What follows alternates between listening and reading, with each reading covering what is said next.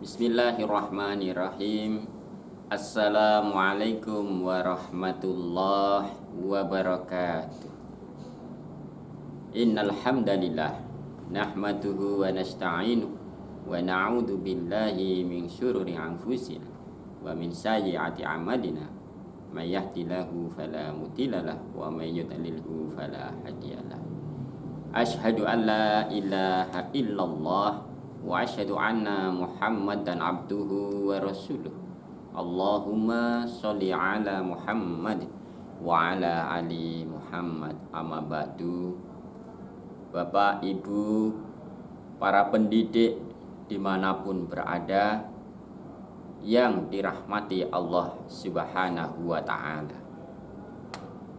alhamdulillah, kita panjatkan rasa syukur kita kehadirat Allah Subhanahu wa ta'ala, karena pada kesempatan ini, dalam situasi kita seperti ini, Bapak Ibu yang punya amanah dari Allah Subhanahu wa ta'ala sebagai pewaris para nabi, warisatun nabiya, sebagai para pendidik, betul-betul sedang diuji, betul-betul sedang ditantang dalam tanda petik. Untuk apa? Untuk bisa menjalankan tugas profesinya secara kreatif, secara inovatif.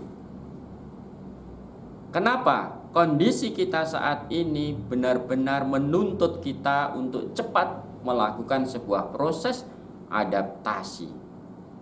Sehingga betul tepatlah sebagaimana yang sudah diundangkan di dalam undang-undang profesi kita ya, sebagai seorang pendidik, undang-undang guru dan dosen, di dalam bab 1 pasal 1 ayat 1. Di sana disebutkan yang namanya pendidikan itu adalah usaha sadar dan terencana. Oleh karena itu, Bapak Ibu pendidik dimanapun berada, yang akan kita lakukan ini tentunya harus betul-betul kita sadari dan kita planningkan dengan sebaik mungkin. Kenapa harus demikian, Ibu Bapak? Karena tugas mulia sebagai pewaris para nabi ini tidak boleh kita lakukan dengan sembrono. Profesi guru, profesi dosen, profesi pendidik, termasuk di dalamnya adalah ustadz, murabi dan yang lain-lain, ini bukanlah profesi panggilan kerja belaka, tetapi sebagai profesi panggilan jiwa, profesi yang akan meneruskan tugas dakwah dalam jalur pendidikan.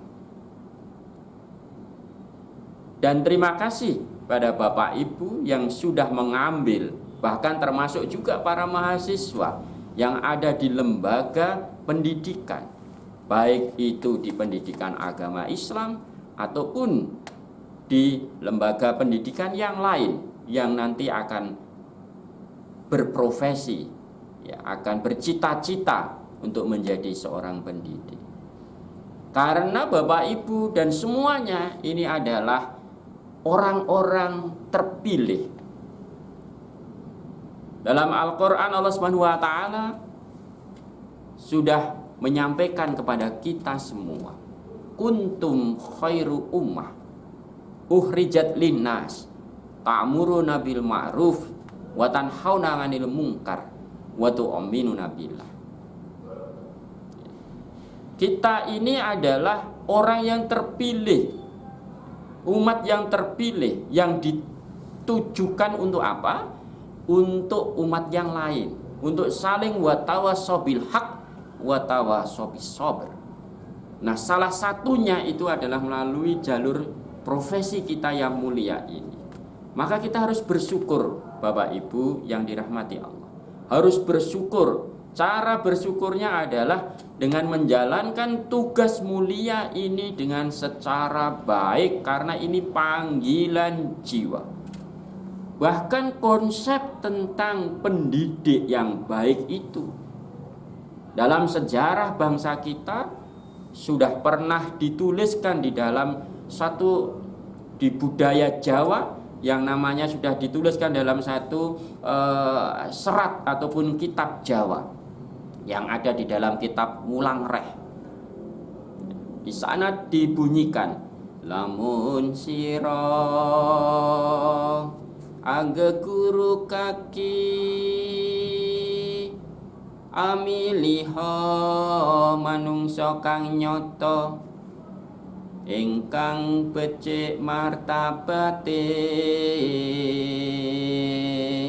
dan seterusnya. Kurang lebih kalau diterjemahkan, jika kalian hendak menjadi pendidik, hendak menjadi ustadz, hendak menjadi guru, amiliho menungso kang nyoto, maka pilihlah orang-orang yang betul-betul baik.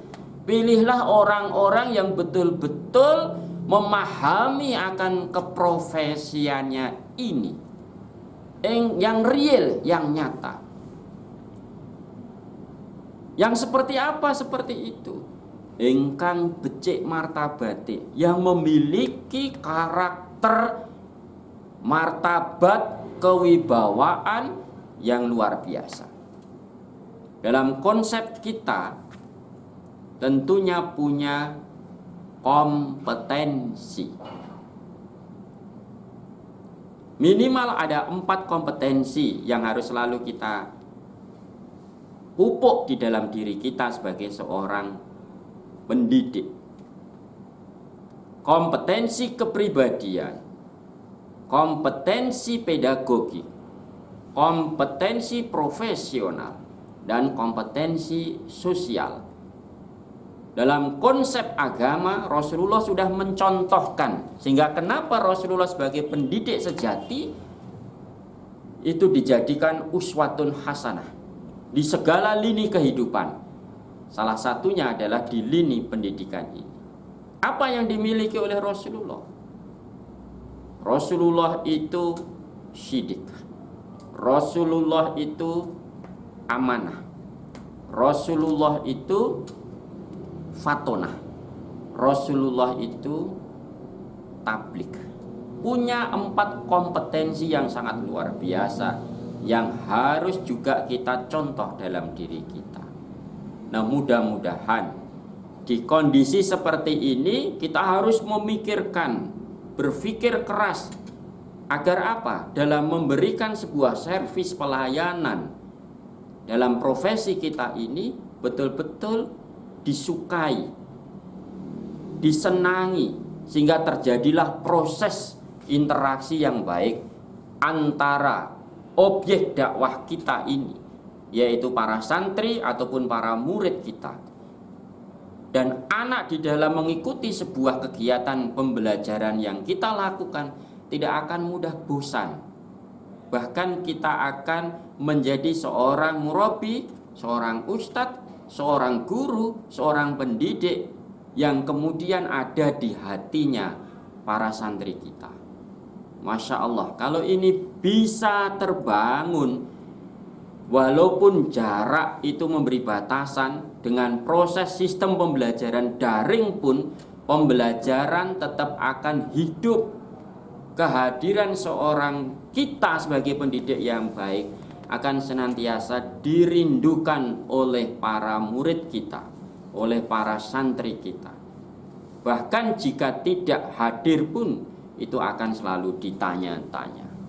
Bapak Ibu, para pendidik dimanapun berada yang dirahmati oleh Allah Subhanahu wa Ta'ala, saya simpulkan bahwa di situasi dan kondisi apapun, dengan berbekal kompetensi-kompetensi tadi, mari kita realisasikan bahwa profesi kita ini adalah betul-betul panggilan jiwa kita, panggilan dakwah, panggilan syariah, karena kita di pundak-pundak kita ini itu adalah penerus para nabi, warisatun nabiyya, dan insya Allah pahalanya luar biasa kalau kita ikhlas. Kenapa?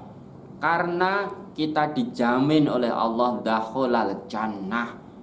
Kenapa? Karena para nabi itu tempatnya ada di surga. Insya Allah para pengikutnya yang mengikuti jalan ini juga akan diberikan pahala di surga. Mudah-mudahan Allah Subhanahu wa taala memberikan itu semua kepada kita. Tetap semangat, tetap berkreasi, tetap berinovasi. Sekian, billahi fisabilil haq. Assalamualaikum warahmatullahi wabarakatuh.